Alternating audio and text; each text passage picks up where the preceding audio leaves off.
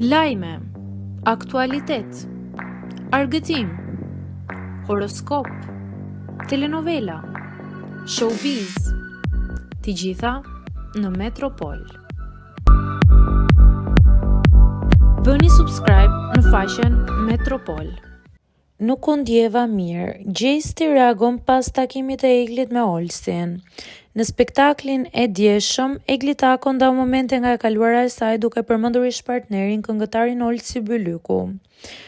Ky rrëfim u pasua me një surprizë kur Olsi i dërgoi një mesazh Eglit duke e emocionuar atë. Pas këtij momenti Egli dhe Gjesti diskutuan ndjenjat e tyre.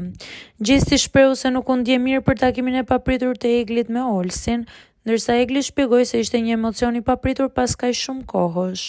Ata diskutuan për linjën e jetës dhe momentet e papritura që sjellin emocione sa herë që ndodhin.